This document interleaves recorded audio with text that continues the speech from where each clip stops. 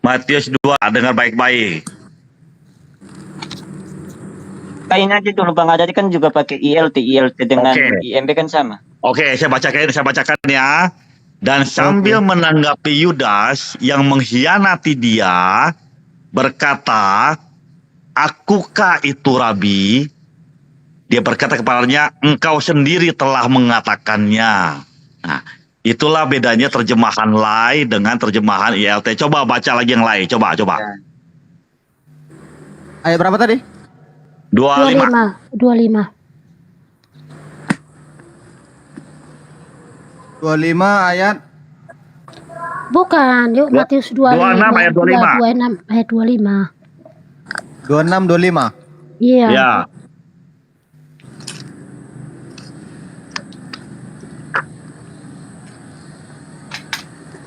Yudas yang hendak menyerahkan dia itu menjawab, katanya, "Bukan aku ya Rob." Kata Yesus kepadanya, "Engkau telah mengatakannya." Apa bedanya? Nah, loh, beda dong. Bedanya di mana Pak ada deh? Coba sebentar ya. Lai itu gimana? Bukankah aku itu? Benar nggak? Iya. Nggak ada. Iya, Kalau di gini sini nggak ada teman-teman, itu, aku nggak ada jelasin itunya. ya, kenapa bisa beda. Bukan aku. Ya, Bukan ya aku. Rabbi. Ya. Bukan aku Ini ya Rabbi. aku jelasin ya Kata kenapa Yesus bisa kepada beda dia, antara Rabbi, engkau sendiri telah mengatakannya. Bukankah aku ya Rabbi? Engkau sendiri telah mengatakannya. Nggak ada kahnya Pak. Kalau Nggak ada terjemahan, kahnya. Bukan aku. ya, bukannya aku Rabbi, kalau ada bukankah, itu udah bertanya dia di situ. Kalau ada kah? bukannya Iya, aku benar. Rabbi, dia berkata, Kalau ini engkau dia telah seperti ini penegasannya. Bukan aku ya Gak Rob. pakainya Ya. apa? Bukan aku dia ya bertanya Rabbi. loh, dia bukan penegasan loh, dia bertanya loh, bukannya aku itu Rabbi, benar nggak? Benar nggak gitu? Gak pakainya apa? Hati-hati Pak, Mesti gak adanya apa? Jadi gini itu semacam pernyataan. Bukan aku ya Non, Rabbi, kanon. Aku bukannya. kirim ke kanon deh terjemahan LAI-nya ya. Aku Oke. terjemahan IMB-nya ya. Aku kirim ke kanon baca ya.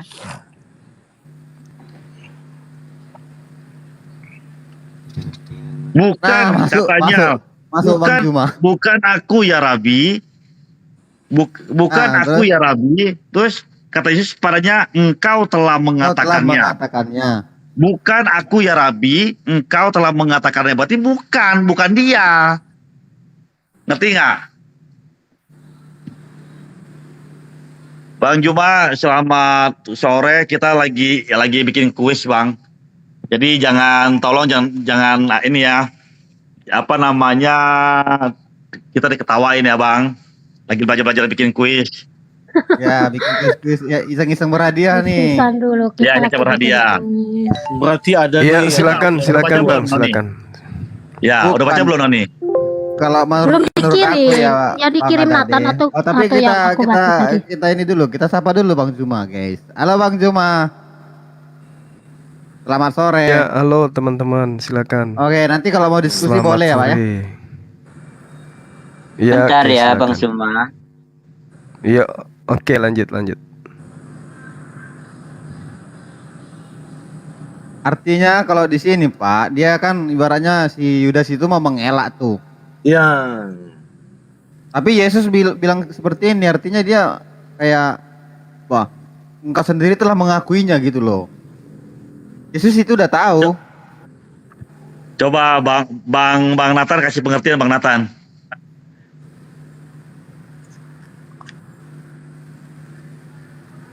Dari katanya itu sudah beda. Sabar. Lagi nyari nomornya Kak Non buat dikirim terjemahannya. Astaga, masih nyari nomornya. Ntar Simpan aku kirim aja nomorku lah. Nathan. Simpan nomor aku biar itu. Berarti Pak Tunggu, ini biar. gak mengakui Yudas ya? Maksudnya? Halo.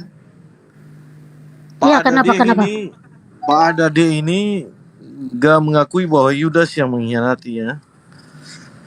Sepertinya Pak Adade ragu. Iya. Oke. Oh, Tapi beliau lagi turun ya? kalian setuju nggak kalau Yudas itu bersalah di sini?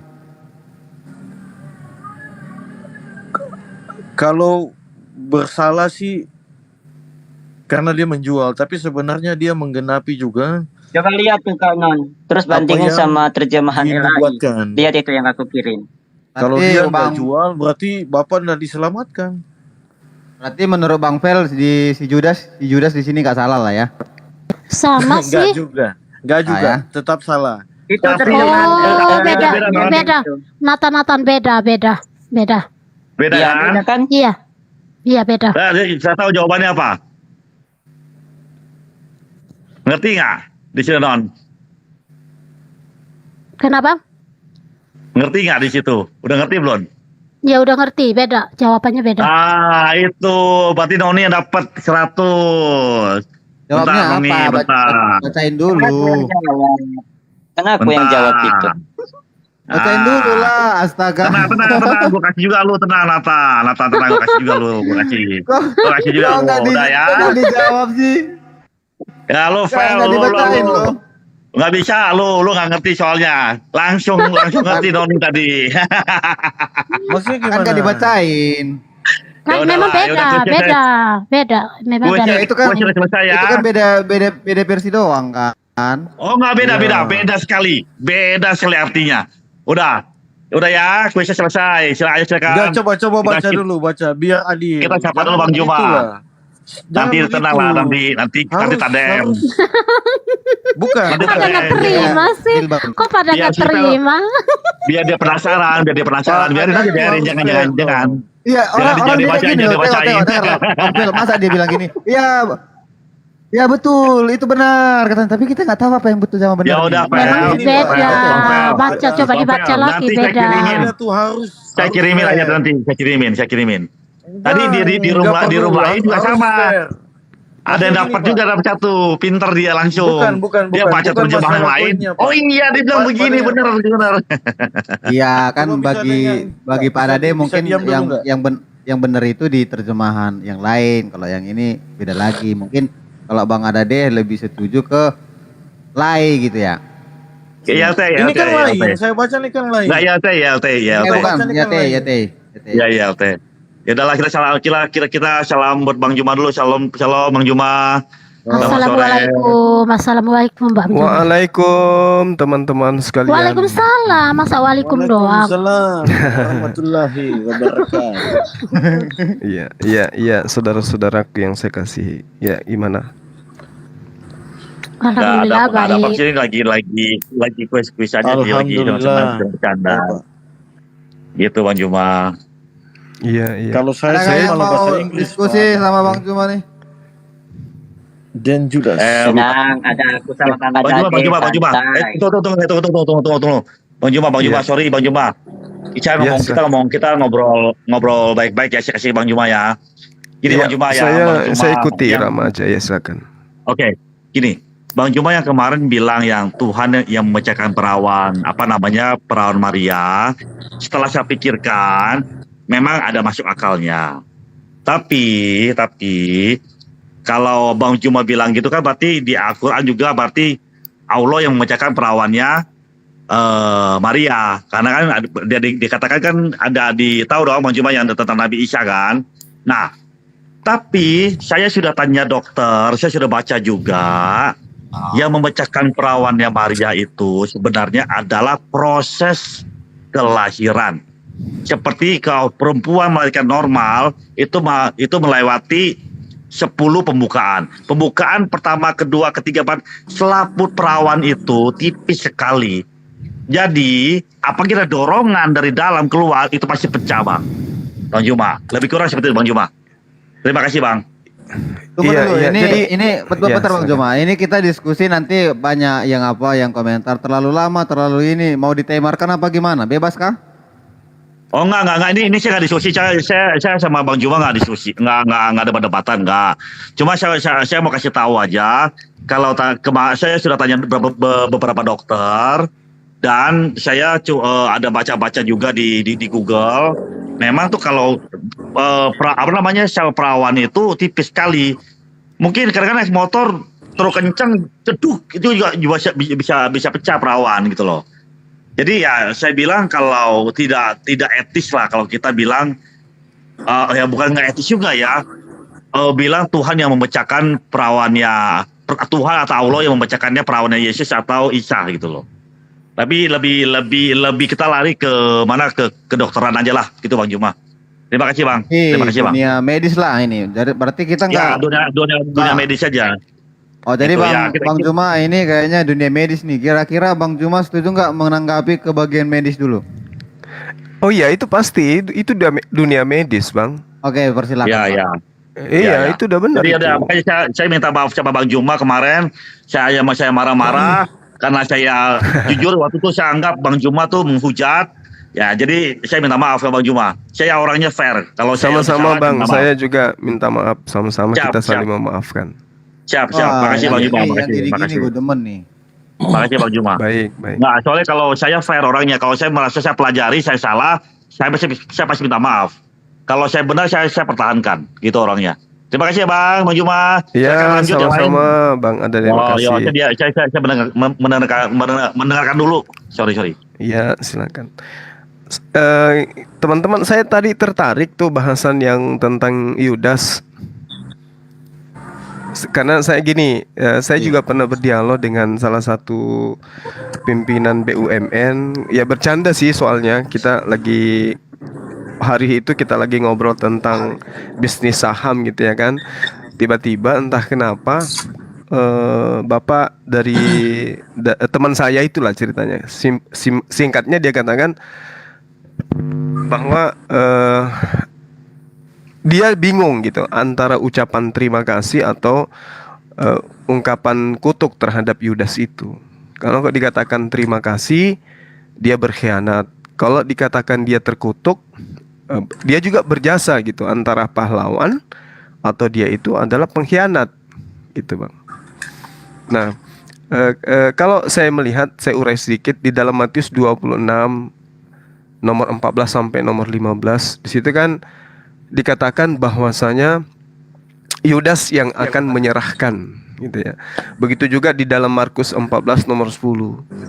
Tapi kalau saya melihat ketika teman saya mengatakan bahwa Yudas itu pengkhianat, tetapi juga dia bisa disebut sebagai pahlawan, maka saya katakan jika demikian bahwa dia pahlawan, saya katakan iblis juga bisa dikatakan pahlawan dong. Karena di dalam Lukas 22 nomor 3 sampai nomor 6 itu ceritanya pengkhianatan Yudas itu tidak murni dari dirinya sendiri, tetapi adanya bisikan dari iblis yang kemudian merasuki dirinya, sehingga prosesi penyaliban terhadap anak Maria itu terjadi. Kalau iblis tidak merasuki Yudas, maka pengkhianatan itu nggak ada. Sehingga kalau Yudas dikatakan pahlawan, maka iblis pun akan jadi pahlawan di sana. Itu kesimpulan saya pada saat itu. Bapak yang tadi kemudian tertawa, dia katakan, waduh saya jadi bingung Bang Suma mau bicara apa lagi kalau sudah kayak begini. Menurut teman-teman itu gimana solusinya? Kalau menurut host sih, kan itu tidak boleh disamakan gitu Pak. Karena kalau di konsepnya si Judas ini kan itu dinubuatkan bahwa Yesus itu pasti akan mati di kayu salib dan dia harus diserahkan. Itu mungkin udah nubuatan. Tapi kalau iblis beda lagi Pak. Iblis udah bekerja dengan caranya sendiri. Gitu Pak. Mungkin teman yang lain. Iya. Sebentar dulu. Ken, ada Bang Erben di bawah nggak? Naikin Bang Erben, aku turun. Bang Erben adakah? Oh, oke. Ya, Bang Erben kirim permintaan Bang. Mungkin Aku aja turun. jawab ya. Aku turun. Oh, Aku mau aja turun. Oh iya, naikin Bang Erben. Ya, aku aja. Wah, semua gini. Iya, Memang silakan. benar anak manusia akan diserahkan. Tapi celakalah. Artinya memang sudah nubuatan Yesus harus mati di kayu salib, dihianati. Tetapi harusnya bukan dia. Karena dia kan murid. Bisa saja kalau dia pada saat itu dibujuk iblis, hatinya mungkin keras, tetap teguh kepada Tuhan, orang lain yang nanti akan lakukan itu, bukan dia. Gitu Pak. Nubuatannya oke, Yesus akan mati di salib, tetapi mestinya bukan dari muridnya. Bisa saja orang lain kalau saat itu dia benar-benar tidak mau mengkhianati Yesus. Ya, Ya. shalom Iya. Pak Erben. Shalom Pak Erben. Shalom Bang Oke, Erben, shalom, selamat sore. Shalom, Pak Erben. Semangat sore, Ya, silakan Pak Erben. saudara Erben. Iya. Sebentar ya. Kalau berbicara tentang Yudas sebenarnya penjelasannya panjang ya. Kenapa penjelasannya panjang? Sebentar dulu. Ngobrol dulu kalian, ngobrol. Ada mau kerjakan? Ya ngobrol dulu biar adem. Ya, kalau mau pakai timer kita udah Iya. menyediakan timer ya, guys ya. Dia pakai timer aja, pakai timer. Iya pakai timer. Oke. Ada yang bisa Yaudah, ada yang bisa buka timer? Ya udah, mulai Nat. Enggak, aku nggak bisa. HP ku cuma satu. Enggak, kamu ajakin, kamu aja yang buka. Ini kan udah dibuka nih. Oh iya ya, oke sip. Maksudku mau Nathan yang nanggapin, mau Bang Phil nanggapin, mau Erben nanggapin. Tadi kan Bang Juma Ya, udah silakan, Pak Erben memberikan dulu. statementnya bahwa kalau Yudas itu dianggap sebagai pahlawan, maka iblis itu pun bisa dianggap jadi pahlawan. Tapi aku tadi sudah memberikan statement sedikit, itu bisa dibedakan karena di kejadian Yudas ini itu satu nubuatan. Kalau iblis itu bekerja dengan sendirinya, tuh. Tak pernah namanya Yesus itu menyuruh iblis untuk berbuat salah lah gitu. Bentar ya. Tadi aku udah jawab juga bahwa memang anak manusia harus diserahkan. Itu udah nubuatan. Tetapi bukan berarti harusnya Yudas. Karena dia kan bagian daripada murid. Sehingga begitu juga dengan konteksnya kayak kita sekarang ini. Jangan sampai yang nanti justru dari kalangan kita sendiri. Berarti Yudas bukan pahlawan. Bukan pahlawan. Sebenarnya itu memang nubuatan yang harus digenapi. Tapi dalam hal dia mengkhianati itu justru dia salah. Gitu. Itu Pak Zuma mungkin yang saya bisa jawab. Oke, baik. Tapi kalau saya melihat saudara-saudara sekalian, kalau saya melihat daripada adanya muatan dogma atau doktrin bahwa itu adalah merupakan sebuah nubuatan. Di sini ada alur cerita yang kemudian tersusun dengan rapi. Kalau menurut penilaian saya, tolong nanti dibantah.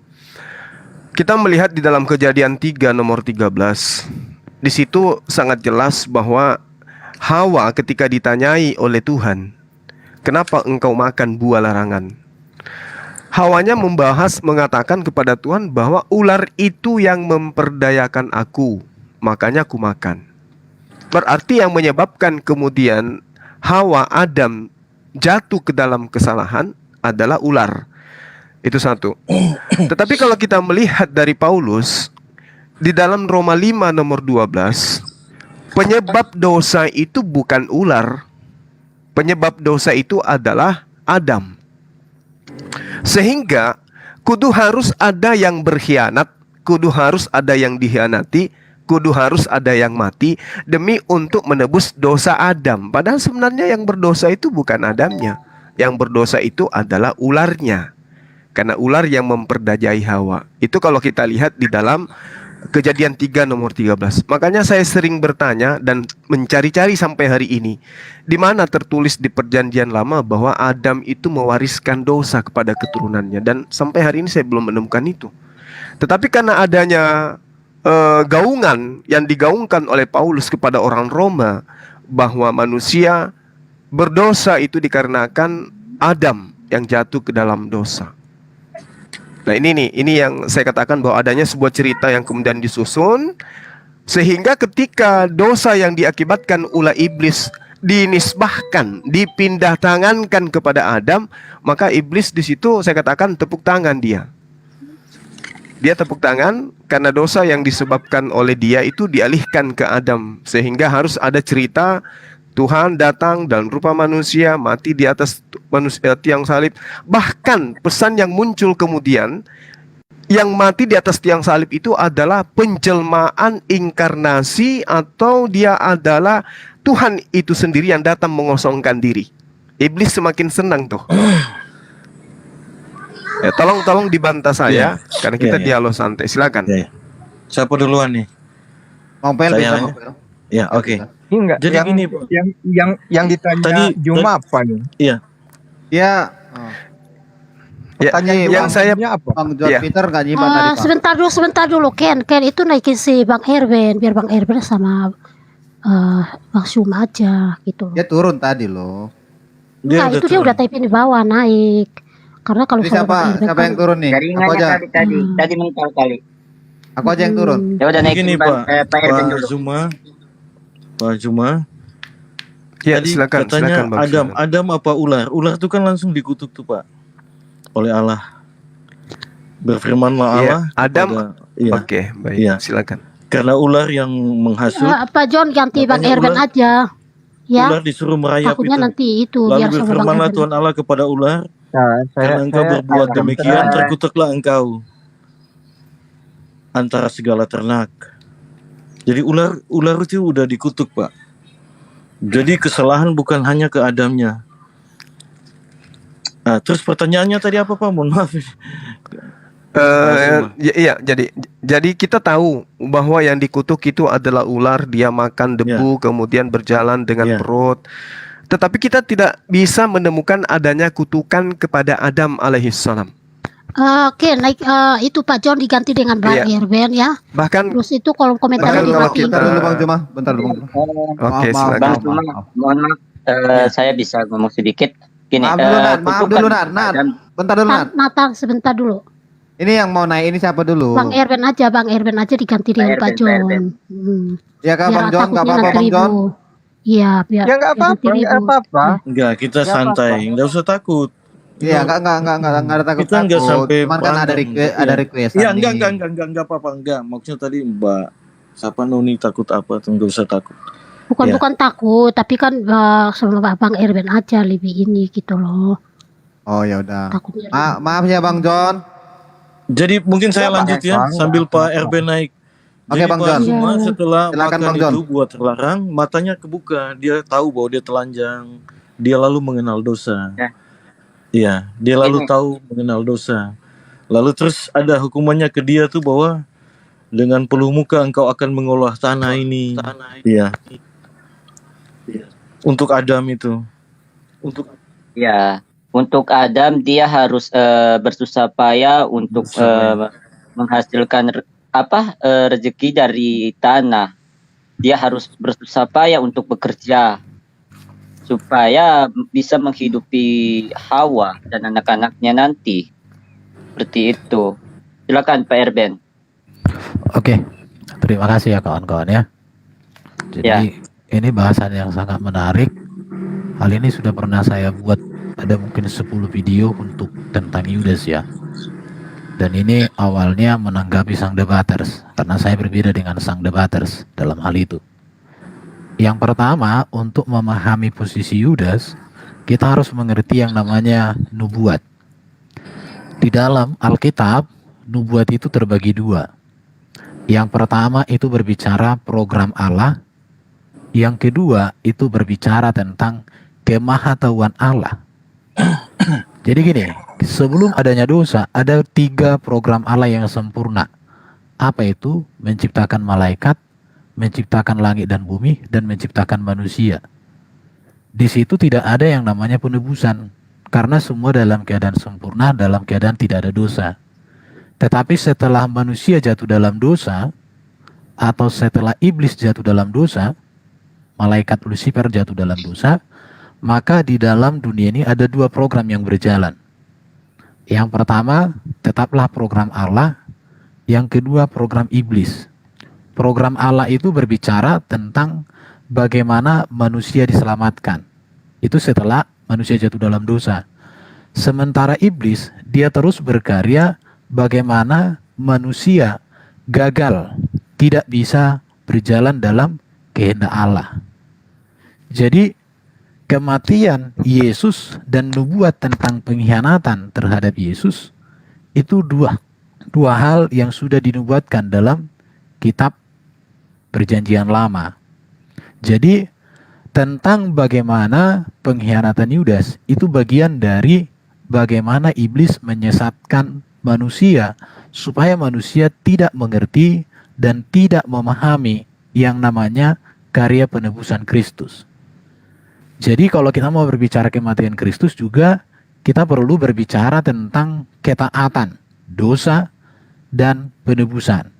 Ketaatan, maka ketaatan Yesus harus menggantikan pemberontakan Adam, karena Adam kan tidak taat. Keberdosaan Adam harus digantikan, diselesaikan oleh Yesus yang tidak berdosa. Adam yang terusir harus diselesaikan oleh Yesus yang datang dari surga dan membawa manusia ke surga. Jadi Yudas itu kenapa dia mengkhianati? Karena memang program iblis adalah bagaimana manusia tersesat tidak mampu memahami karya penebusan, karya penyelamatan yang sedang dikerjakan oleh Allah. Maka dikatakan iblis adalah bapa segala pendusta yang merancang pemberontakan. Itu aja dulu dari saya. Ya, Nanti silakan Bang Suma. depan bisa kita pertajam. Boleh Bang Juma menanggapi sekarang. Ya, silakan Bang Suma. Oke, baik, makasih. Baik. Kalau kita melihat di dalam Kejadian 5 nomor 2, laki-laki dan perempuan diciptakan oleh Tuhan. Mereka diberkati. Lalu kemudian mereka diberi nama manusia. Itu satu. Nah, kita harus menyadari nih, Islam Kristen harus sadari bahwasanya ajaran perjanjian lama itu adalah sebuah konsep yang diajarkan oleh Tuhan Abraham kepada Bani Yakub. Di dalamnya termuat berbagai aturan main dan juga kemudian adanya aspek konsep ketuhanan yang baku buat Bani Israel. Nah, kemudian muncul perjanjian baru. Perjanjian baru ini kemudian, mohon maaf saya katakan, mendasari keberadaannya adalah tuduhan terhadap isi perjanjian lama. Sehingga kitabnya orang Yahudi diberi gelar perjanjian lama dan kitabnya teman Kristen diberi gelar perjanjian baru tanpa ada persetujuan dari sang pemilik kitab. Karena apa? Karena nanti di situ akan terpisah dua konsep yang berbeda. Perjanjian baru mengatakan dosa itu ada, harus ditebus dengan Tuhan yang datang kemudian mati di atas tiang salib. Ini tidak diimani oleh pemilik Torah, dalam hal ini kitab Nevi'im atau kitab para nabi yang mereka imani. Ini kita harus jujur akui dulu. Sehingga hari ini praktis Yudaism tetap saja Yudaism, teman-teman Kristen tetap saja praktisi Kristen dengan menggunakan kitab Septuaginta yang dalam bentuk bahasa Indonesia. Nah, sekarang terkait dengan dosa. Memang menarik, alur itu sangat indah kedengarannya. Tuhan memerintahkan melarang jangan makan buah ilmu pengetahuan. Kemudian dimakan sehingga berdosa, lalu kemudian untuk mendamaikan manusia dengan Tuhan harus ada tumbal di situ. Tapi yang menjadi permasalahan sekarang, ketika Adam jatuh ke dalam dosa akibat daripada upaya iblis menyesatkan, maka dia kemudian membisiki Hawa, Hawa jatuh ke situ, lalu kemudian dia melanggar perintah Tuhan. Nah, akibatnya apa? Keturunan Adam kemudian itu tentu mengalami maut. Maut yang dimaksud di sini adalah neraka. Dia berada pada kejatuhan terhadap kemuliaan sebagai manusia yang dicipta tadinya kudus atau suci.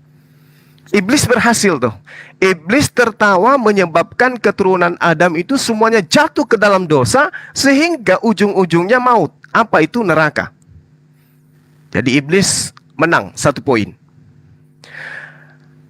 Celakanya kemudian, teman-teman sekalian, tolong bantah saya nanti. Celakanya kemudian adalah ketika manusia itu semuanya sudah jatuh ke dalam dosa, di mana itu adalah memang tujuan iblis. Kok di abad pertama tiba-tiba iblis merubah konsepnya? Apa itu? Mengkhianati Yesus. Membuat Yudas berkhianat kepada Yesus. Dengan cara apa? Dia masuk ke dalam Yudas, sehingga upah daripada pengkhianatan itu membebaskan anak Adam yang tadinya sudah jatuh 01, sudah jatuh ke dalam dosa maut, terselamatkan kembali oleh upaya iblis itu sendiri. Ini rancu. Iblis membuat keturunan Adam jatuh ke dalam dosa. Oke, iblis tepuk tangan. Tapi setelahnya kemudian tidak ada tidak ada orang Yahudi bisa melaksanakan hukum Taurat dengan baik, harusnya iblis sudah senang di situ. Yes, semua keturunan Adam akan jatuh ke dalam neraka. Yes. Tapi kok tiba-tiba dia lupa ingatan, masuk ke dalam Yudas, mengkhianati Yudas, kemudian dia menjadikan Yesus itu tersalib. Apa upah dari salib? Dosa tadi gugur semuanya. Yang mana yang cerita yang sesungguhnya ini? Iblis mau keturunan Adam itu jatuh ke dalam maut, atau iblis mau agar keturunan Adam itu jatuh ke dalam keselamatan? Karena dengan dia berkhianat ke Yesus, Yudas berkhianat, maka keturunan daripada Adam itu terselamatkan. Jadi satu, di abad manusia pertama menjatuhkan manusia, setelah abad pertama Masehi mengangkat lagi manusia dengan menjadikan Yesus sebagai tumbal di atas tiang salib. Jangan-jangan iblis yang ada di Adam dengan iblis yang ada di Yudas itu beda golongan. Coba teman-teman terangkan kepada saya. Silakan. Oke, terima kasih. Bentar dulu, biar supaya ini agak kondusif dan nggak ada yang mengantuk narasumbernya. Kita bikin aja timernya Bang Jumaya sama Bang Irben ya. Itu juga kira-kira. Gini bro, Enggak, karena bukan bikin ini- temanya tapi time Boleh. Ya, Silakan. Maksud aku gini bro, kan ini kan Boleh topiknya 3 menit, Al- 3 menit. 3 menit apa 5 menit? Sebentar, topiknya kan Alkitab bro, satu topik. Nanti ngantuk. Jadi kalau topiknya satu arah, tentu yang menjelaskan porsinya lebih banyak bro. Iya, yang Ya, menjelaskannya kan gini, Bang kita Irben. bikin Kecuali kesepakatan aja. kecuali kalau topiknya dua arah, baru bisa bagi waktu yang sama. Bang Juma Tapi mau kalau kan topik 2 arah? topiknya satu arah. Silakan karena- aja boleh dengan tema yang sama. Boleh, silakan. Oke, 2 arah ini berarti yang di saling kantor kah atau topiknya itu satu Iya. arah dulu yang dibahas, baru nanti next. Topik Yudas harus satu arah bro. Kenapa harus satu arah? Karena di Quran nggak ada Yudas. Iya. Iya, jadi satu arah. Jadi artinya porsi menjelaskan aja yang harus diperbanyak. Iya, waktu yang dijelaskan Bang Irben itu waktunya harus diperpanjang. Iya, nggak 5 bisa menit nggak cukup ya? Cukup Masa 5 menit. masa 5 bertanya menit, 3 menit. 5 menit nggak cukup? Boleh lah 5 menit supaya 5 menit Oke. tidak kelamaan. Jadi ini kita mulai teman-teman. timernya ya. Ken, Menjawab Ken, 5 Ken, menit, menjawab Ken. 5 menit, bertanya 2 menit. Oke. Ken, tak nyalain komentarnya kalau udah hujat baru dimatiin. Nanti dimatiin dinyalain gitu biar penontonnya nggak bosan juga gitu. Iya, Ya, teman-teman tadi- jangan tadi- saling tadi nggak- hujat. Tadi nggak kondusif. Teman-teman di ya. bawah Buat Muslim. ya kayak gitu. Kristen Jadi buat nggak usah- teman-teman nggak yang usah. Muslim, Kristen, jangan jangan menghujat. Oke, aku mau dengar dulu Bang Juma menyerukan jangan menghujat. Tolong dong Bang Juma. Iya, teman-teman, memang dilarang dalam agama Islam itu nggak boleh menghujat, di agama Kristen juga dilarang menghujat. Jadi kalau Anda menghujat, Anda tidak sedang mewakili agama Anda, itu mewakili pribadi-pribadi Anda. Nah, Oke, sebagai anak terima bangsa, yuk mari kita saling membangun. Oke, terima Silakan. kasih. Oke, jadi Lanjut. Jadi ini 5 menit ya. oke. Dari Iya, beberapa menjawab 5 menit, bertanya 2 menit. Silakan Pak Irben. Iya, dari beberapa pernyataan-pernyataan tadi sebenarnya sangat banyak yang harus diluruskan ya. Yang pertama, tanpa ada persetujuan dari pemilik kitab. Jadi kitab perjanjian lama itu sebenarnya justru dilestarikan oleh gereja. Karena orang Yahudi sudah kehilangan identitas sebagai orang Yahudi tahun 70 ketika bait Allah dihancurkan. Itu sudah dipelihara oleh gereja. Bahkan kitab orang Yahudi yang sekarang itu disalin ulang dari kitab yang sudah dipelihara oleh gereja. Itu yang harus dicatat di situ ya. Baru tadi ada pernyataan dosa ditebus oleh Tuhan yang datang dalam bentuk manusia. Menurut saya ini pernyataan yang tidak tepat. Karena Tuhan Yahweh tidak pernah datang menjadi manusia. Tetapi yang datang menjadi manusia adalah firman-Nya. Karena memang di dalam kitab perjanjian lama, sosok penebus itu adalah Mesias. Dan Mesias itu adalah sosok manusia yang ilahi. Yang membuat Bro Juma dan Muslim tidak memahami tentang Mesias. Karena memang Mesias yang disamakan dengan Al-Masih berbeda makna, berbeda tugas, dan berbeda esensinya. Karena Al-Masih itu kan pengusap. Apa yang diusap untuk apa mengusap, kita tidak tahu artinya.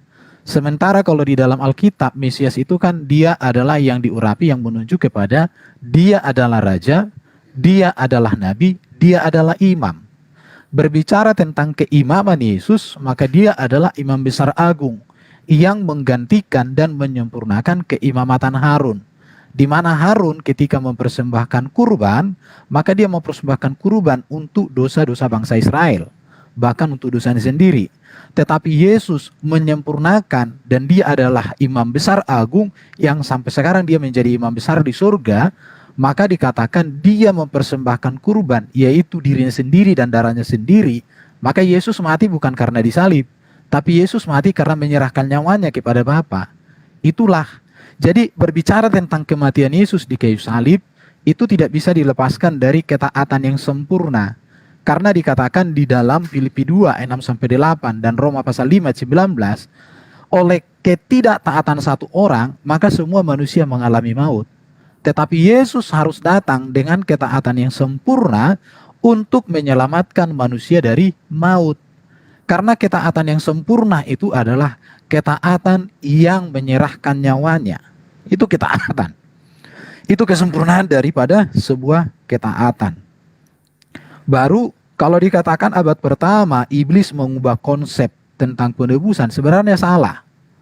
Di dalam Kejadian pasal 3 ayat 15, Sang Mesias yang menyelamatkan itu disebut datang dari keturunan wanita, hasil perawan. Masih perawan. Dan hanya Yesuslah satu-satunya wanita yang hanya Yesuslah satu-satunya yang menggenapi nubuat Kejadian 3:15. Keturunan wanita hanya Yesus. Itu ya. Dan itu ternyata baru yang berikut ketika Adam dan Hawa jatuh dalam dosa, maka untuk pendamaian, pengampunan dosa bagi manusia itu, maka Allah yang menyediakan kurban. Adanya kulit binatang, di sana ada tanda darah. Jadi kalau mau bicara tentang Yesus, maka kita harus berbicara tentang program Allah, berbicara tentang keimamatan, berbicara tentang kurban, berbicara tentang ketaatan. Kalau berbicara tentang Yudas, maka kita berbicara tentang bagaimana iblis memberontak, bagaimana iblis ingin menyesatkan manusia supaya manusia tidak mengerti kehendak Allah. Kalau berbicara tentang tadi bahwa orang Yahudi tidak ada yang bisa melakukan hukum Taurat, harus dicatat di dalam kitab Perjanjian Lama tidak ada keselamatan karena melakukan hukum Taurat. Tetapi keselamatan dalam Perjanjian Lama adalah mereka menantikan Sang Mesias sebagai penebus. Itu inti keselamatan. Berbicara tentang melakukan hukum Taurat, itu berbicara tentang etika dan moral, berbicara tentang seremonial ibadah, berbicara tentang hal sosial. Tapi bukan tentang selamat masuk surga. Karena tidak mungkin orang selamat masuk surga kalau melakukan hukum Taurat. Karena hukum Taurat bukan untuk mengampuni dosa. Tetapi hukum Taurat adalah semacam rambu-rambu kehidupan. Semacam petunjuk apa yang boleh dilakukan, apa yang tidak. Tetapi yang menyelamatkan itu adalah iman. Kalau keselamatan karena melakukan hukum Taurat, maka Abraham tidak masuk surga. Karena hukum Taurat baru diberikan di zaman Musa. Sedangkan di zaman Abraham belum diberikan yang namanya hukum Taurat. Jadi keselamatan itu adalah iman kepada Mesias yang akan datang. Dan Mesias yang akan datang itu adalah Kristus. Oke, waktunya cukup. Oke, terima kasih tanggapan dari Erben. Sekarang Abang Juma masih mau menanggapi?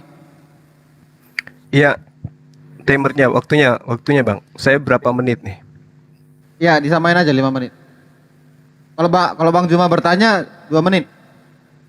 Oke, Kalau baik. bertanya 2 menit Ken. Karena ini Ya, kan bertanya kah Bang Juma? Biar di reset.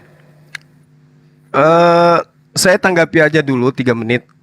Kalau gini teman-teman, kalau menanggapi 3 menit, bertanya 2 menit, menjawab 5 menit. Oke, silakan Bang. Setuju? Iya. Menanggapi 3 menit kan, atur. Silakan Bang Juma. Iya, jadi satu hal yang teman-teman Kristen harus pahami bahwa di luar agama kita yang kita yakini pasti ada pandangan orang terhadap kita kan gitu ya. Nah, saya kemudian di sini sebagai saudara yang berbeda pandangan terhadap apa yang saudara imani berdasarkan dengan kitab Anda sendiri. Tadi di awal saya mengatakan iblis berhasil menjatuhkan Adam. Keturunannya pun kemudian celaka gitu. Karena mewarisi dosa gitu. Nah, iblis menginginkan supaya keturunan daripada Adam itu hancur, masuk ke dalam neraka. Lalu kemudian ketika di abad pertama, seketika iblis itu lupa dengan misinya sendiri, menyelamatkan kemudian manusia dengan dia membuat Yudas itu berkhianat terhadap Sang Yesus. Apa yang terjadi kemudian? Kristen semua terselamatkan. Kristen semua terselamatkan. Maka muncul pertanyaan, keselamatan yang ditorehkan, yang dijajakan oleh teman-teman Kristen itu keselamatan seperti apa? Saudara Erben sudah mengurai tadi. Keselamatan yang dimaksud di sini adalah keselamatan dengan mengimani Yesus itu mati di atas tiang salib. Bukankah itu keinginan iblis? Itu menurut saya. Bukankah itu keinginan iblis?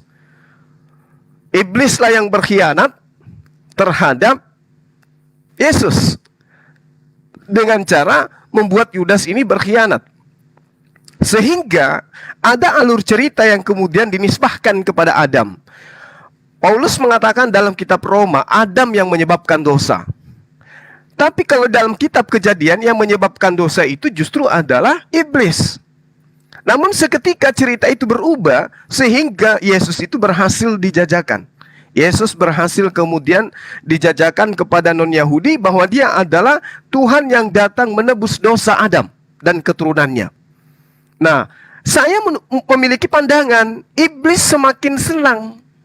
Kenapa? Karena ada satu hal pokok yang inti di sana yang benar-benar dari Tuhan tetapi dihapuskan, yaitu hukum Taurat. Di mana saudara Erben tadi berhasil dengan bangganya mengatakan tidak ada orang diselamatkan karena taat kepada hukum Taurat. Bertentangan dengan perjanjian lama. Justru perjanjian lama orang selamat karena taat kepada hukum Taurat. Tapi saudara Erben mengatakan tidak ada yang selamat. Berarti di sini mohon maaf saya katakan iblis sudah punya pengikut, pengaruh kuat yang mewakili kemudian iblis agar manusia menganggap bahwa perintah Tuhan itu adalah sengat maut. Nah, pertanyaan saya, adakah memang perjanjian lama menerangkan bahwa hukum Taurat itu adalah hal yang tidak bisa membuat manusia itu selamat? Silakan. Oke, thank you, terima kasih. Di sini tadi Bang Juma ada di terakhir memberikan pertanyaan di hukum Taurat adakah diberikan keselamatan gitu ya Bang Juma ya? Ya bagaimana dengan Bang Erben? Benar Bang, silakan. Oke. Hukum Taurat itu Erben, 5 menit waktu yang dipersilakan. Oke ya. Yang menyelamatkan itu adalah iman kepada Allah, bukan hukum Tauratnya. Karena hukum Taurat baru diberikan di zaman Musa. Kalau keselamatan karena hukum Taurat, maka Abraham, Nuh, Ishak dan Yakub dan beberapa yang lainnya itu tidak selamat. Keselamatan di dalam perjanjian lama itu adalah pengharapan akan Mesias. Kejadian 3:15. Dan pengharapan akan Mesias itu selalu dinantikan dengan adanya kurban. Makanya Habel mempersembahkan kurban. Makanya juga Nuh mempersembahkan kurban. Abraham juga mempersembahkan kurban. Yakub, Ishak juga mempersembahkan kurban. Bahkan bangsa Israel lebih membuat detail lagi tentang hukum kurban itu.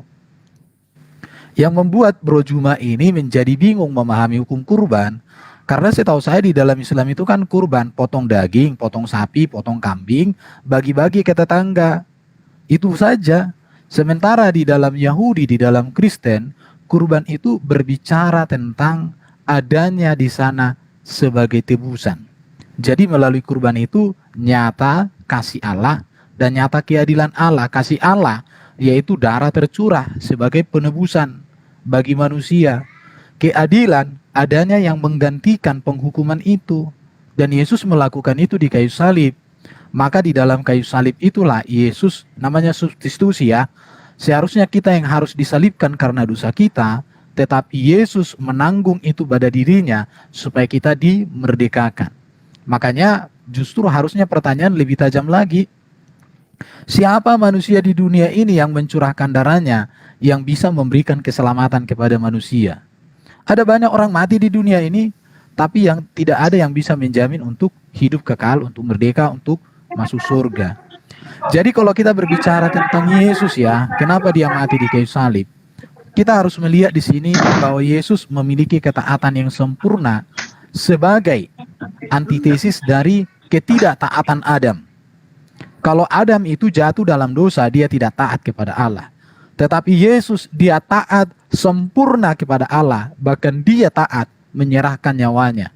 Ketika Yesus ditangkap, apa yang dilakukan oleh Yesus? Yesus tidak pernah mengecam mereka yang menganiaya dia. Bahkan ketika Petrus mengambil pedang untuk memancung telinga daripada pasukan Romawi itu, apa yang dikatakan oleh Yesus? Diambil telinga yang putus itu, ditempelkan kembali. Bahkan Yesus katakan orang yang menggunakan pedang akan mati oleh pedang. Jangan kamu pikir bahwa aku tidak bisa meminta kepada Bapa untuk mengirim malaikat surga, pasukan malaikat untuk melindungi aku, menyertai aku. Jadi di dalam salib itulah Yesus mempertontonkan betapa kasihnya dan ketaatannya kepada Bapa itu secara sempurna. Bahkan melalui kematian itulah bagaimana Yesus mempereteli iblis itu sendiri. Karena iblis berpikir dengan matinya Yesus maka keselamatan melalui Sang Mesias tidak terjadi. Tetapi justru melalui di dalam peristiwa itulah karya terbesar dinyatakan oleh Yesus. Karena dengan matinya Yesus, maka darahnya yang tercurah menjadi kegenapan dari hukum kurban. Dengan matinya Yesus, maka Yesus berhadapan langsung dengan maut. Maka dengan bangkitnya Yesus, itu membuktikan bahwa maut sudah dikalahkan. Dengan Yesus naik ke surga, itu sudah membuktikan bahwa hidup kekal sudah disediakan dan dipastikan. Jadi kalau kita mau melihat tentang kematian Yesus itu, maka dilihat bagaimana dia mati. Jadi kalau baru cuma mengatakan bahwa iblis ada apa dan Yudas jadi pahlawan, berarti bro itu satu posisinya dengan Yudas, satu posisinya dengan iblis. Karena hanya iblislah yang menganggap bahwa dia pahlawan, hanya Yudas lah yang menganggap dia pahlawan. Kalau Yudas itu pahlawan, tidak mungkin Yesus mengatakan dia binasa. Kata binasa di situ digunakan untuk orang yang masuk neraka. Di situ jadi Yudas bukan pahlawan. Justru Yudas adalah manipulasi iblis untuk menyesatkan manusia sehingga tidak mengerti makna penyalipan, makna pencurahan darah Kristus, makna kematian daripada Yesus. Jadi kalau orang mengatakan iblis sebagai pahlawan, Yudas sebagai pahlawan, maka saya katakan iblis dan Yudas sedang bertepuk tangan kepada Anda. Karena sesungguhnya itulah yang dinantikan oleh iblis, itulah yang dinantikan oleh Yudas, supaya orang memandang dia sebagai pahlawan. Selamat datang, Anda menjadikan Yudas dan iblis sebagai pahlawan bagi Anda. Bagi orang Kristen, iblis pecundang. Ya, terima kasih. Oke, Boleh saya thank menambahkan you. sedikit? Waktunya selesai. Waktunya selesai. Boleh saya menambahkan sedikit 2 menit? Tadi udah sesuai kesepakatan Bang Joni, orang ini berdua gitu. Kalau mau ini izinlah kepada orang ini berdua. Oke, saya izin dulu nih Bang dengan Juma nih. Bang Juma gimana kira-kira Bang? Bang Jum. Sama Oke. tapinya Bang. Oke, siap Bang, siap Bang. Aman.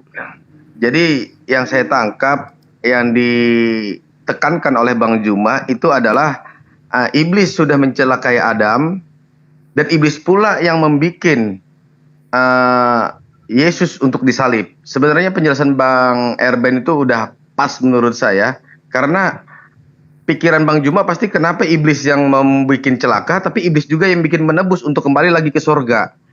Sebenarnya kayak gini, karena iblis tidak tahu rencana penyalipan, makna penyalipan, makna dari penebusan itu iblis tidak mengetahui hal itu. Lalu dia ingin mencelakai Yesus. Itu aja sebenarnya yang saya tangkap Bang. Untuk penekanan punya Abang tadi, iblis ingin membuat dosa, membuat Adam turun ke bumi, lalu iblis pula ingin menebus untuk menyalip Yesus. Nah, sebenarnya itu sudah dijawab sama Bang Erben dan jawabannya sebenarnya sangat singkat sekali. Iblis tidak tahu rencana penyalipan. Itu yang penting, Bang. Itu yang digarisbawahi. Iblis tidak tahu rencana itu. Iblis tidak tahu rencana penebusan itu, iblis tidak tahu. Kalau iblis tahu, dia tidak bakal menggoda Yudas. Itu Bang yang saya tangkap. Terima kasih Bang. Itu aja saya tambahkan. Iya, Oke, terima kasih. Sekarang Bang Juma masih mau angkat. saya tanggapin Bang. Ini kan 2 teman kita nih, nggak apa-apa. Ya, boleh 5 menit. Kita santai aja kan, kita nggak cari siapa kalah siapa menang di sini. Ya. Oke, baik, baik. Jadi ketika saudara Erben mengatakan tidak ada keselamatan dalam hukum Taurat dengan mengacu kepada Abraham dan nabi-nabi yang belum diturunkan Taurat, itu nggak ada seperti itu. Kenapa? Abraham punya kaidah sendiri. Yang dimaksud sini hukum Taurat adalah mereka yang kemudian dikhususkan kepada siapa hukum Taurat itu datang. Coba kita lihat di dalam Ulangan 27 nomor 26. Terkutuk orang yang tidak mempraktekkan hukum Taurat ini dengan perbuatan. Terkutuk. Artinya ketika orang meninggalkan hukum Taurat, tapi orang ini mengikat dirinya kepada hukum Taurat, menjadi pengikut orang Israel, tapi tidak mengikat dirinya kepada hukum Taurat, dan tidak kemudian menjalankan hukum Taurat, ini data. Terkutuk mereka. Itu satu poin. Lalu kemudian, di dalam pengajaran kitabnya orang Yahudi, yang teman-teman katakan itu adalah sebuah perjanjian lama gitu ya. Amsal 30 nomor 6, jangan menambahi firman-Nya, supaya engkau tidak ditegurnya dan dianggap pendusta. Kira-kira kalau iblis ya mengatakan, mendengarkan data ini kemudian, maka tentu dia akan membisikkan manusia agar tidak taat kepada perintah Tuhan, atau sekali menambah perintah Tuhan, atau sekali mengurangin. Karena iblis itu ingin memasukkan manusia ke dalam neraka. Jadi ketika Tuhan yang mengatakan terkutuk orang yang meninggalkan hukum Taurat, maka iblisnya punya ide muncul kemudian belakangan. Apa idenya? Harus ada menjadi tumbal nih, supaya hukum Taurat itu dibatalin, supaya semua tidak lagi dalam kutukan, dan orang yang mati di atas salib itulah yang menanggung kutukan. Itu pasti. Makanya di awal tadi saya katakan ada pertentangan misi.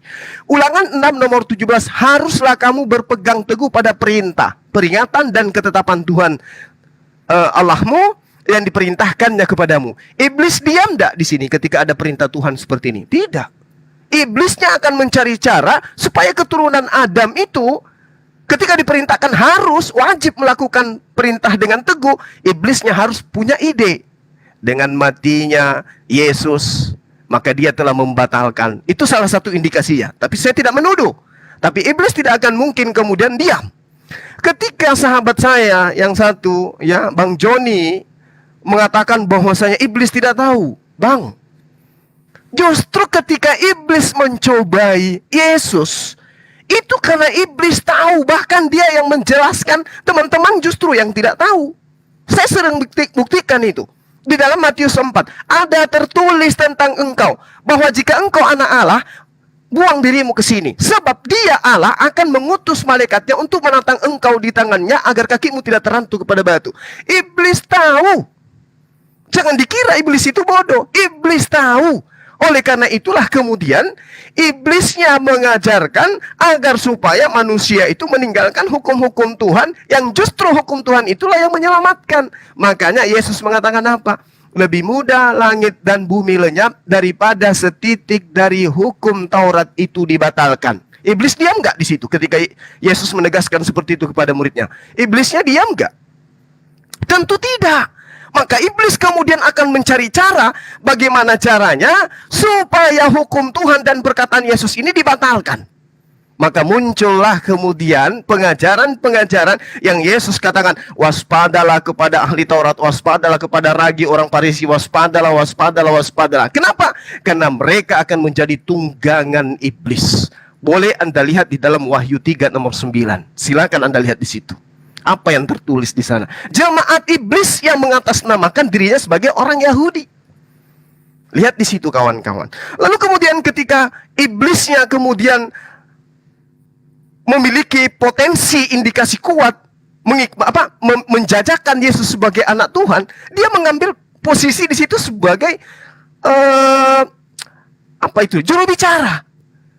Dia menjadi juru bicara di sana. Makanya dia serukan, engkau anak Allah, engkau anak Allah. Begitu juga kerasulan Paulus. Iblis pun yang mengkampanyekan, dialah ini utusan Tuhan yang maha tinggi, yang diutus untuk menyelamatkan manusia. Kata siapa? Kata iblis. Tapi apakah kemudian Paulus senang? Paulus senang ketika iblis yang memproklamirkan bahwa dia adalah utusan Tuhan untuk menyelamatkan manusia. Tidak, kawan-kawan. Tolong saya diarahkan, dibantah, supaya saya tidak memahami bahwasanya ajaran Anda itu adalah indikasi kuat pengajaran dari iblis. Makasih Silakan. Bang Juma. Ternyata Silakan. narasumber kita berdua tidak kalah hebat ya guys ya, sama-sama hebat. Ya di sini hostnya menyarankan kita saling bantu follow Bang Jumanya, follow juga Bang Erben sejatinya ya guys. Biar semakin semangat berdiskusi di media sosial ini. Bang Juma sama Bang Erben dan kita semua, saya mohon izin. Saya pengen kalian berdua closing statement karena saya sepertinya baru ingat nih, saya mau ada acara nih Bang Juma, Bang Erben, gak apa-apa ya? Closing statement ya. Oh iya. Ya biasalah. Atalan. Oke, yang pertama saya hanya menjelaskan kutuk Closing itu kalau statement ya, dalam closing statement ya Bang Erben ya. bentar, saya tanggapi dulu dong bro yang tadi. Mungkin bisa Sebentar dulu, Ken, dibantu ditanggapi teman yang Bang lain Erben. barangkali. Iya, saya tanggapi dulu yang tadi karena ada. Menanggapi berapa menit lagi nih? Iya, saya tanggapi aja sudah selesai. Saya hanya menanggapi, tidak akan membuat pertanyaan. Saya akan menanggapi. Kalau kutuk itu dalam bahasa Indonesia itu mengakibatkan kesusahan atau bencana kepada seseorang, itu kutuk. Ya, kesusahan atau bencana yang menimpa seseorang disebabkan ya kata-kata atau lain sebagainya itu ya, bisa dilaknat, bisa disumpah. Memang betul orang yang gak melakukan hukum Taurat itu mendapatkan bencana, kesusahan. Contoh mencuri, ya dipotong tangannya, itulah kutuknya. Tapi itu tidak membawa dia masuk surga. Apakah seseorang ketika mencuri tangannya dipotong lantas dosanya selesai? Tidak. Dia tidak mencuri karena tangannya sudah potong. Maka yang disebut dengan bahwa hukum Taurat itu mendatangkan kutuk karena memang ada konsekuensi dari setiap pelanggaran terhadap hukum. Itu betul. Contoh, kalau seseorang kawin, ambil istri orang lain, ketahuan sama orang rame-rame, dirajam dengan batu, dilempari dengan batu sampai mati. Itu kalau terjadi perzinahan, mengambil istri orang, contoh. Di situ ya. Jadi itulah yang disebut bahwa orang yang tidak melakukan hukum Taurat itu terkutuk. Itu catatannya. Tapi hukum Taurat tidak membawa orang masuk surga. Karena bangsa Israel melakukan hukum Taurat dalam rangka menantikan Mesias yang dijanjikan Allah. Makanya bangsa Israel itu selalu ada namanya mempersembahkan kurban. Kalau memang hukum Taurat itu bisa mengampuni dosa, maka mereka tidak perlu menantikan Mesias. Mereka tidak perlu lagi melakukan hukum kurban. Nah, itu yang harus dipahami. Tetapi karena pengharapan mereka adalah Mesias sebagai penyelamat mereka, yang menebus mereka, yang menjadi raja segala raja mereka, maka mereka melakukan kurban dalam penantian itu, dan mereka juga melakukan hukum itu di dalam menantikan Mesias. Mesiaslah yang menyelamatkan mereka, bukan hukum Taurat. Hukum Taurat itu hanya berbicara hukum yang mengatur bagaimana sikap mereka sebagai umat yang menantikan Mesias. Bagaimana sikap mereka terhadap anak-anak, terhadap istri orang, terhadap bangsa lain, terhadap semuanya. Ya, baru tadi ada pernyataan Bro Juma mengatakan, jangan menambahi firman. Orang Kristen nggak pernah menambahi. Makanya kitab Yahudi itu diterima secara utuh oleh orang Kristen, kitab perjanjian lama itu. Tetapi justru Bro Juma yang menghilangkan. Makanya Quran tidak pernah disatukan, dijilid dengan kitab Taurat dan dengan kitab terdahulu. Kenapa? Karena saya katakan kalau orang Muslim berani menjilid kitab Taurat dengan kitab Quran, gugur Qurannya. Karena kisah para nabi di dalam Quran tidak ada hubungannya bertolak belakang dengan apa yang ada di dalam kitab Taurat itu. Itu yang harus dipahami Bro Juma. Tadi kalau berbicara tentang iblis, iblis itu kan bapak segala pendusta, bapak segala penipu. Maka dia berupaya menyesatkan manusia supaya tidak mengerti rencana Allah, supaya manusia gagal memahami rencana Allah. Karena iblis tahu bahwa dia tidak mampu menggagalkan rencana Allah melalui Kristus. Sebenarnya iblis berupaya menggagalkannya. Upaya pertama apa? Ketika Yesus hendak mengawali pelayanannya, apa yang dilakukan iblis? Dia menggoda Yesus supaya jatuh dalam dosa. Karena dengan Yesus jatuh dalam dosa, maka pasti misinya Yesus untuk mengembalikan manusia kepada hakikat manusia sebelum adanya dosa gagal.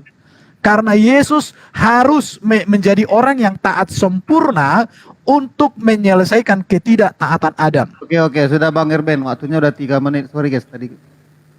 Oke, terima kasih. Oke, Bang Juma tanggapi lagi. Oke, baik. Jadi nilai yang terjual kemudian dengan adanya perjanjian baru itu adalah Mesias.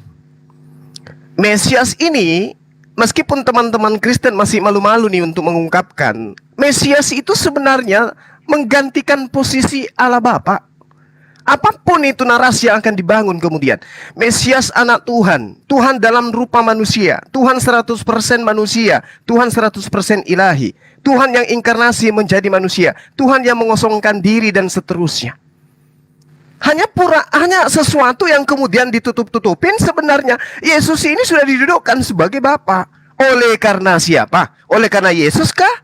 Atau karena ada oknum yang kemudian menggantikan itu? Makanya hukum Tuhan ketika dikatakan jangan kau menambah, jangan kau mengurangi, orang yang memiliki keimanan kemudian bahwasanya kami tidak menghilangkan, kami tidak mengurangi, itu tidak sadar bahwasanya yang dimaksud tidak menghilangkan dan tidak menambahi tetap aja hidup sebagai praktis Yudaism. Praktis Yudaism tentu bersunat kan, ibadahnya sujud, ya toh, tidak makan babi, menyembah hanya kepada satu pribadi. Itu orang yang mendudukkan dirinya sebagai orang yang tidak menambah dan tidak mengurangi. Tapi karena adanya kekuatan yang diusung oleh oknum yang menginginkan Yesus ini menjadi Tuhan, maka semua itu ditutupin. Padahal data sudah ada. Efesus 2 nomor 15, dengan matinya Yesus maka dia telah membatalkan semua ketetapan, aturan, ketentuan Tuhan. Tapi Tuhan yang mengatakan jangan kau menambah, jangan kau mengurangi. Ini ada yang membatalkan dan diaminkan kemudian. Makanya saya katakan, siapa yang tepuk tangan ketika kemudian iblis berhasil menjual Yesus dengan melalui Yudas bahwa dia adalah penebus, dia yang akan kemudian menghancurkan segala kekuatan setan di dalam pengajaran konsep bahwa Torah itu membuat orang jatuh ke dalam dosa karena itu adalah sengat maut. Siapa yang tepuk tangan kemudian? Galatia 5 nomor 1, dengan matinya Yesus dia telah membebaskan kita dari aturan-aturan dan memerdekakan kita dari kuk penghambaan. Sekarang kalau manusia mendudukkan Yesus itu sebagai inkarnasi atau ilahi 100%, manusia 100%, yang tepuk tangan kira-kira sopo? Yang mau supaya orang meninggalkan hukum Tuhan di dalam Torah itu siapa kira-kira? Nah, sementara Tuhannya penegasan demi penegasan, jangan kau menambahi, jangan kau mengurangi. Terkutuklah orang yang meniadakan, yang tidak mempraktekkan hukum Taurat dengan perbuatan. Yesus pun ketika ia datang, langit dan bumi, lebih mudah langit dan bumi lenyap daripada setitik dari hukum Taurat. Kata siapa? Kata Yesus.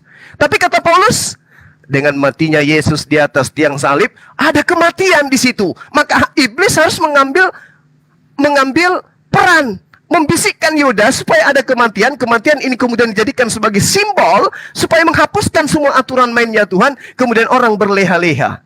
Tidak ada lagi aturan Tuhan. Di dalam 1 Yohanes 4 di situ dikatakan bahwasanya jangan, wahai anak-anakku, jangan kau berdosa. Tetapi jika kau berdosa, jangan khawatir. Ada Yesus yang menjadi pendamai dosa kita kepada Bapa. Bukan hanya dosa kita, tapi dosa seluruh dunia. Jangan khawatir, ada Yesus sebagai pendamai dosa kita. Siapa yang tepuk tangan sekarang ketika hukum-hukum Tuhan di dalam Taurat itu ditinggalkan dengan hanya mengatakan, jika mulutmu berkata Yesus itu adalah Tuhan dan apa yang kau katakan diimani sepenuh hati, maka engkau akan diselamatkan. Roma 10 nomor 9 nomor 10. Itu kira-kira siapa yang tepuk tangan? Saya kira begitu teman-teman sekalian. Terima kasih saudara Erben dan yang lainnya. Saya tutup bro ya, soalnya framingnya kan nggak mungkin dong kita Kristen kita biarkan dia terakhir kayak gitu bro. Yang pertama ya, yang inkarnasi bukan Tuhan cuma, yang inkarnasi adalah firman. Karena inkarnasi itu artinya inkarnatio ya. Jadi firman itu mengambil wujud daging. Jadi bukan Tuhan ya. Jadi saya harap cuma menjadi apa? Menjadi cerdas. Saya pikir kamu udah banyak kulatih tentang data-data. baru Tuhan menghambakan diri. Enggak ada Tuhan. Yang ada Yesus itu ya, kenosis, menjadi hamba. Yang berikut juga saya mau luruskan, Yesus membatalkan hukum Taurat kau bilang di dalam ajaran Paulus. Sepertinya kamu gagal membaca. Yang Paulus ajarkan itu adalah Yesus membatalkan kutuk hukum Taurat. Contohnya apa Juma? Kalau seorang bapak-bapak kawin dengan anak kecil, contoh ya, itu di dalam hukum Taurat itu langsung dirajam sampai mati. Tetapi di zaman Yesus, bapak-bapak yang kawin dengan anak kecil itu enggak dirajam, disadarkan, dilayani, dibimbing supaya tobat. Kalau seorang bapak-bapak ambil istri orang lain, bapak-bapak itu enggak langsung dihajar, dirajam, enggak. Tapi bapak-bapak itu disadarkan, bertobat, dipanggil, dikasihi. Itu yang disebutkan bahwa Yesus membatalkan kutuk hukum Taurat. Karena hukum Taurat itu ngeri bro, ngeri. Kalau orang berzina, mengambil istri orang lain, itu dirajam rame-rame depan umum. Bayangkanlah itu. Jadi kalau orang siapa melakukan istri orang lain kayak gitu tuh, habis dia itu. Tadi bro katakan, kalian tidak sunat. Kamu nggak pernah membaca perjanjian sunat kepada Abraham. Di dalam perjanjian sunat ada 3 golongan yang harus disunat. Apa itu? Anak Abraham, keturunan Abraham. Yang kedua, budak-budaknya Abraham. Yang ketiga, orang yang dibeli oleh Abraham. Jadi kami tidak disunat justru karena kami taat kepada hukum. Tapi bro Juma disunat atas dasar apa kau disunat? Apakah engkau memiliki 3 kriteria ini? Tidak. Ibrahim yang mana yang kau taati? Sunatnya bagaimana? Di Quran kan?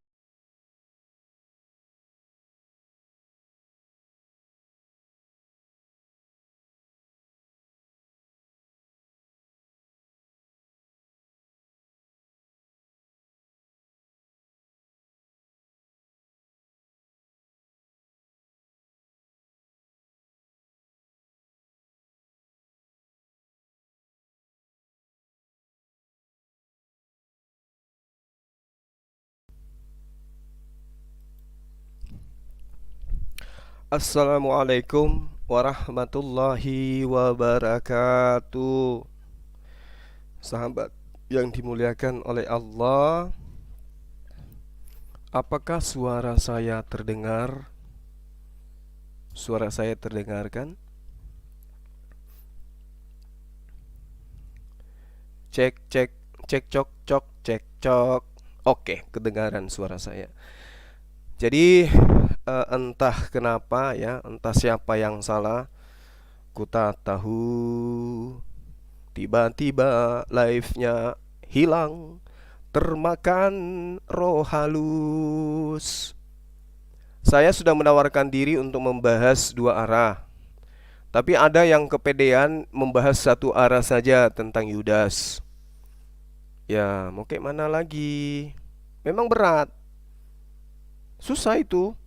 Anda ingin menegakkan benang basah gitu di hadapan sahabat-sahabat netizenku lagi. Waduh, kacau ini. Nah tadi saudara Erben mulai panik ya. Saudara Erben mulai muncul hujatannya ketika kemudian dikatakan apa tentang anak kecil diambil untuk dijadikan istri dan seterusnya.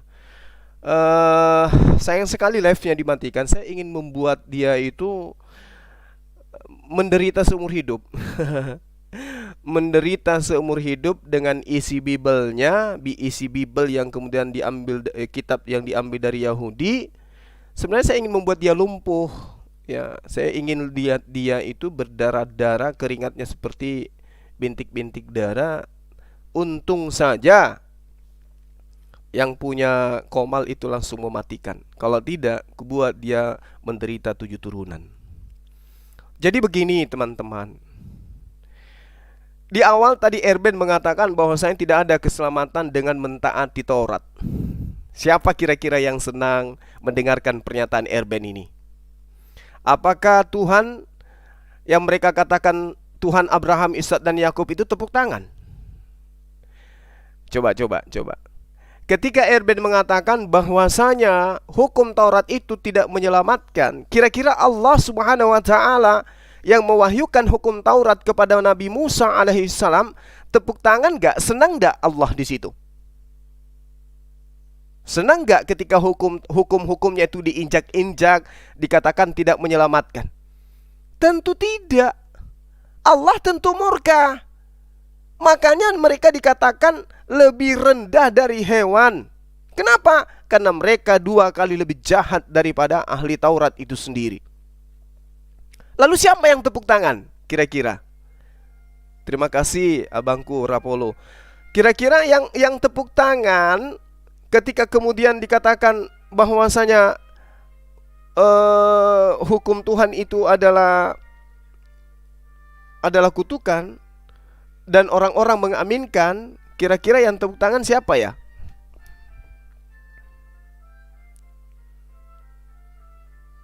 Tunggu ya teman-teman. Ini ada yang nelpon, video call lagi tuh. Video call tapi laki, aneh. Apa-apaan ini? Oke. Jadi teman-teman, yang tepuk tangan itu iblis tentunya. Yes. Satu hukum Tuhan, ya, satu hukum Tuhan yang dilanggar oleh Hawa dan Adam menyebabkan Tuhan murka. Satu loh. Satu hukum Tuhan yang dilanggar oleh Adam membuat Allah itu murka. Lah ini semua ketetapan dan ketentuannya di dalam hukum Tuhan, di dalam hukum Taurat, dihilangkan kemudian oleh iblis dan ada pengikutnya gitu loh. Lucu kan? Dulu zaman Adam alaihissalam masih bersama dengan Siti Hawa, ibunda kita, ya, itu belum punya keturunan tuh, belum punya anak cucu tuh. Seandainya mereka orang-orang ini hidup pada zaman itu, lalu kemudian Adam ini jatuh ke dalam dosa, mereka pasti mengambil tumbal dari sejak itu kali ya, untuk menebus dosa daripada Adam ini, supaya tidak ada keturunan yang mewarisi dosa. Ini ajaran apa ini? Iblisnya tepuk tangan. Iblis berhasil menggoda Adam dengan melanggar satu perintah Tuhan. Sekarang ada yang bergembira kemudian dengan menghapuskan seluruh hukum Tuhan. Yang tepuk tangan tentu iblis dong. Ya, Erben ini diginiin sama iblis. Yeay! Mantap. Kenapa? Karena Yesus memang mengatakan iblislah yang menjadi bapakmu. Jadi memang ada anak-anak iblis. Anak-anak iblis ini selalu akan mendukung pengajaran iblis agar manusia itu jatuh ke dalam neraka. Gitu loh. Ini yang perlu dipahami teman-teman. Lalu kemudian tadi dikatakan tidak ada orang yang selamat karena hukum Taurat, kata dia. Jadi kalau ada orang yang berzina, kata dia, ngambil istri orang atau ngambil anak menantunya atau anak kecil, maka dia harus dirajam katanya. Kalau di ajaran Yesus itu tidak begitu. Kata Sopo di dalam Markus 9 nomor 47, orang kalau sudah dirajam itu sudah diampuni dosanya dia. Orang kalau mencuri potong tangan, begitu tangannya dipotong, dia sudah terhapuskan dosanya. Jadi dia tidak lagi dihukum di neraka oleh dosa yang itu. Misalnya dia mencuri motor, tangannya dipotong atas dasar hukum Tuhan, maka dia tidak akan mendapatkan lagi dosa di neraka kelak, karena sudah diberikan oleh hukumannya.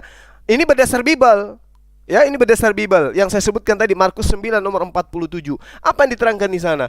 Jika matamu menyesatkan engkau, cungkilah. Karena lebih baik engkau masuk ke dalam kerajaan Tuhan dengan bermata satu. Jadi lebih baik masuk ke dalam surga dengan bermata satu daripada masuk ke dalam neraka dengan bermata dua. Apa maksudnya? Maksudnya ketika kamu di dunia, mata kita itu membuat kita terjerumus ke dalam dosa, maka cungkil. Dengan begitu dosa tadi itu sudah terhapuskan, sehingga dia masuk ke dalam kerajaan Tuhan. Makanya dikatakan lebih baik engkau masuk ke dalam kerajaan Tuhan dengan satu mata daripada masuk ke dalam neraka dengan dua mata. Tapi neraka artinya ketika di dunia matamu tidak dicungkil padahal kamu melakukan dosa. Saya kira teman-teman Islamku itu pasti paham apa yang saya sampaikan ini, ya. Barakallah Abang Arya Malik, ya. Terima kasih banyak. Nah, lalu kemudian dia mencoba untuk memframing karena sudah jengkel, karena sudah emosi dia kan. Dia katakan gini, tidak ada, jangan kau tipu-tipu, jangan kau, intinya gitu. Intinya dia mengatakan bahwa Bang Suma itu keliru, nggak paham katanya tentang kitabnya. Padahal teman-teman dia katakan itu adalah apa? Yang dibatalkan itu kutuknya katanya. Yang dibatalkan itu kutuknya, Masya Allah, nenekmu kiper.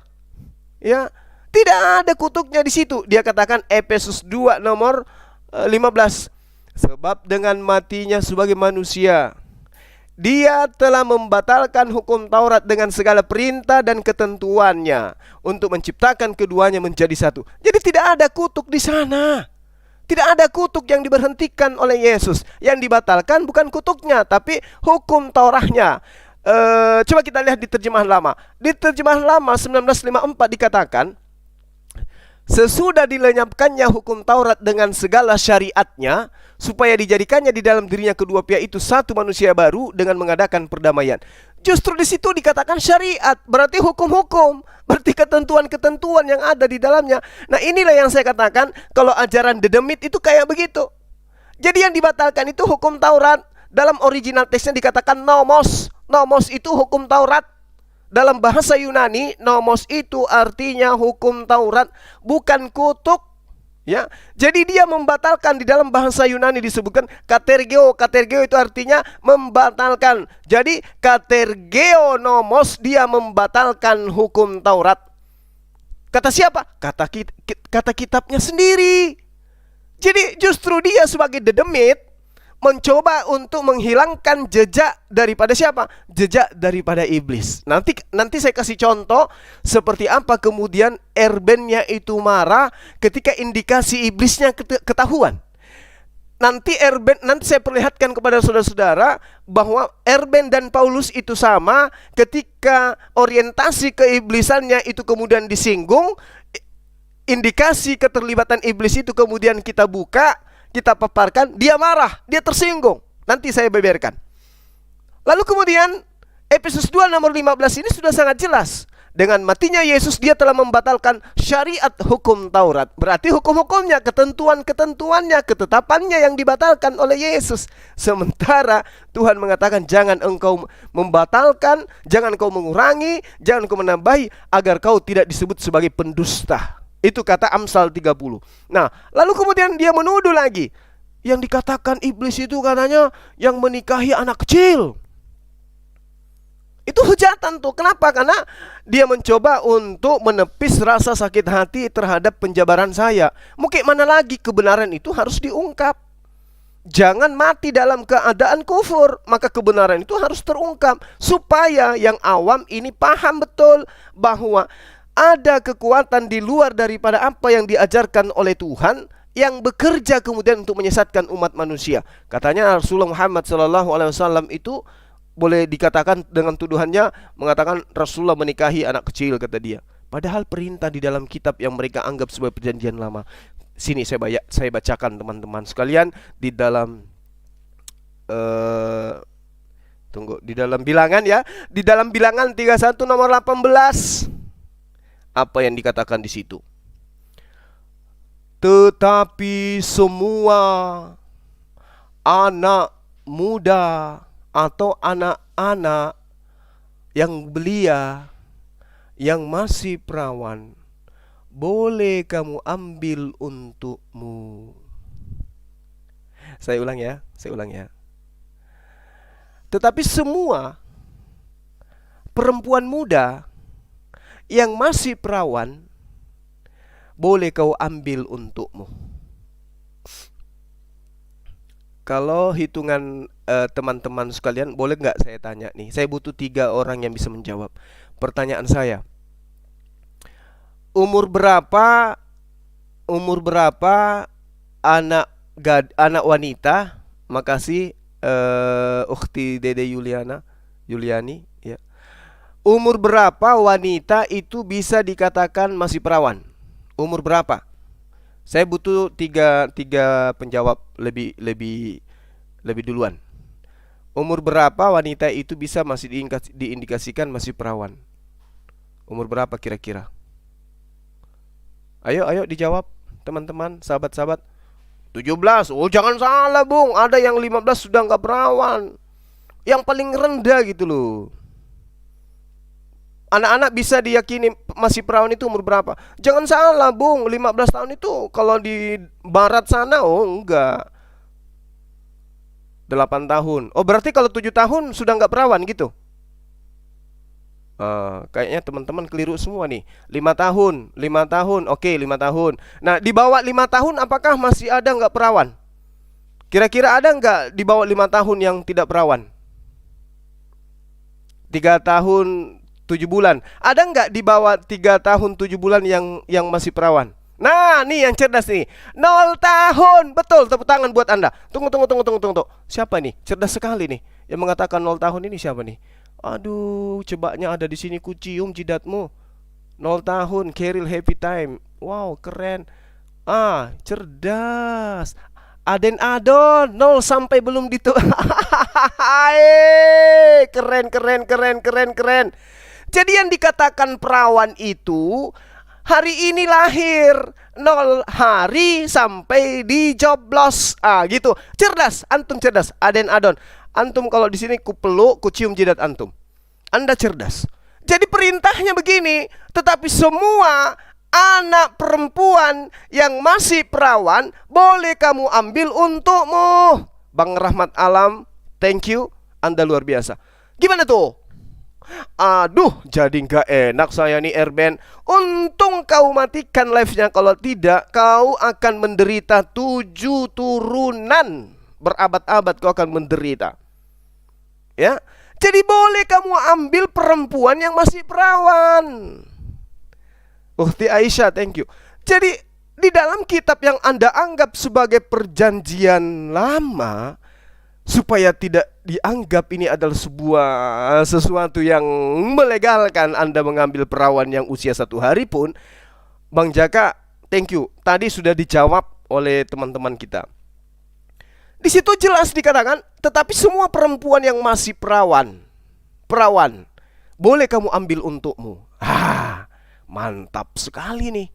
Kalau Siti Aisyah dikatakan 6 tahun, itu belum apa-apa 6 tahun itu, Bung.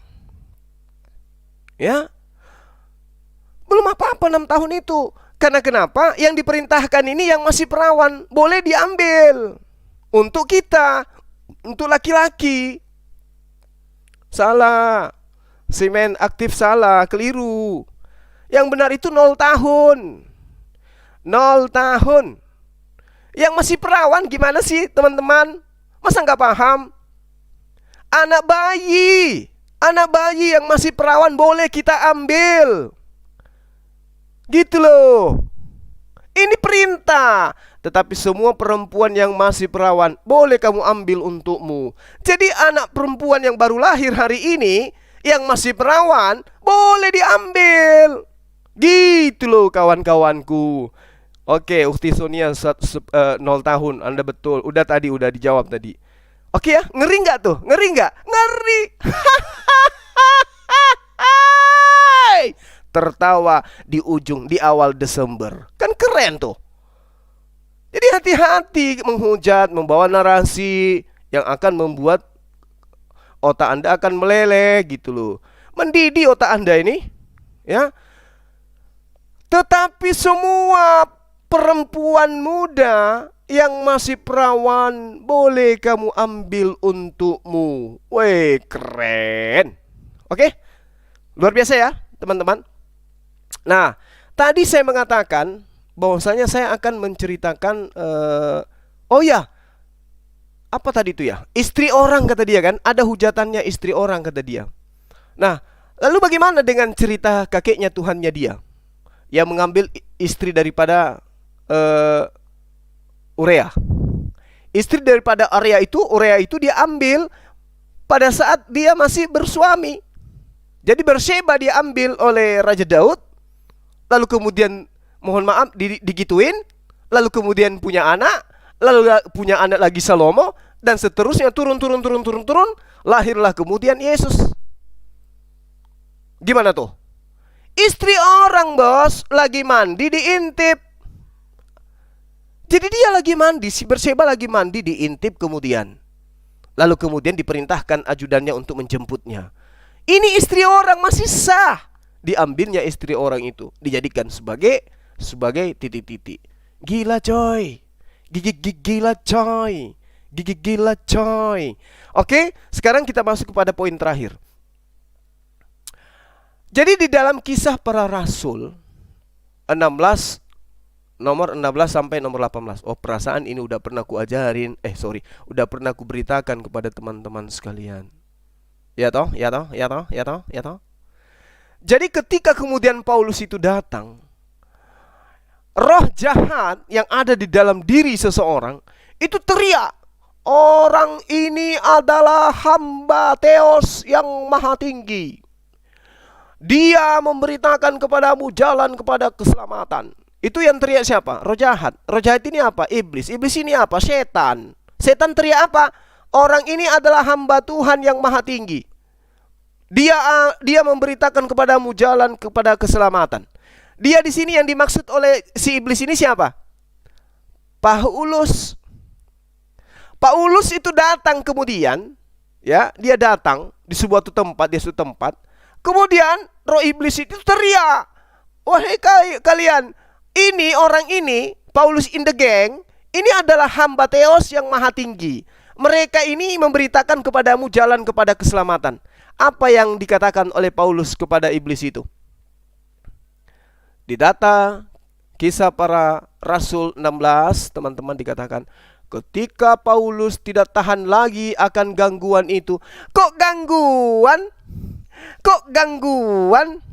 Bukan kayak roh jahatnya teriak sana kemari, Paulus ini adalah utusan Tuhan yang maha tinggi. Dia akan memberitakan kepadamu jalan keselamatan. Kok itu dianggap gangguan? Kok bisa? Kok bisa dianggap gangguan ini?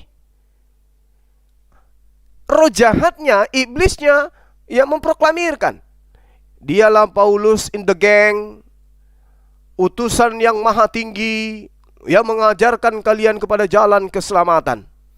Itu salah atau benar tuh? Benar. Tapi kenapa Paulusnya itu marah? Kenapa marah?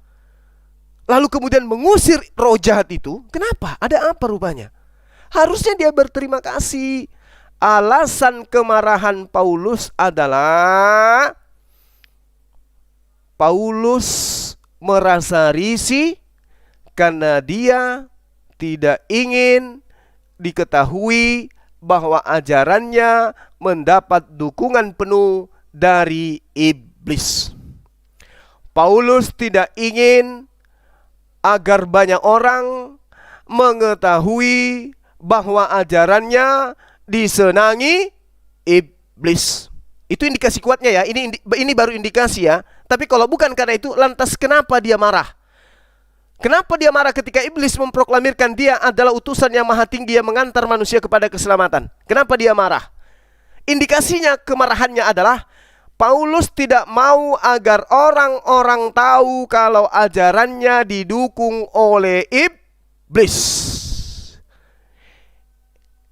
Saya ulang, Paulus tidak mau kalau orang-orang tahu kalau iblis mendukung ajarannya. Ngeri kawan, ngeri. Ini baru aslinya ngeri. Tapi kalau kita lihat di Rasulullah, tidak ada seorang iblis atau seekor iblis pun yang pernah memproklamirkan dia adalah utusan Allah, dia adalah Rasulullah. Itu nggak ada. Malah kerasulannya itu dicarikan jalan oleh iblis agar manusia tidak mengimaninya. Ya kan? Tapi kalau di sebelah, justru iblis yang memproklamirkan dia ini utusan maha tinggi yang mengantarkan kepada keselamatan. Dia ini mengajar keselamatan yang adalah utusan Theos maha tinggi. Prat. Tapi yang diproklamirkan, yang dipromosikan muarah. Muarah. Kenapa muarah? karena dia tidak ingin diketahui kalau yang membackingi dia adalah tadang, kata Yesus, iblislah yang menjadi bapakmu dan kamu mau melakukan keinginan-keinginan bapakmu. Saya kira begitu, teman-teman sekalian, karena di sini sudah hampir maghrib. Mudah-mudahan tema apa yang diusung pada sore hari ini bisa memberikan kita sedikit wejangan, bisa sedikit memberikan kita hiburan, bahwasanya ada yang pensiun disebabkan jabatannya diambil alih oleh anak-anaknya. Demikian, salam tauhid, salam satu Tuhan. Allahu Akbar, subhanakallahumma bihamdi, asyhadu an la ilaha illa anta astaghfiruka wa atubu ilaik. Assalamualaikum warahmatullahi wabarakatuh.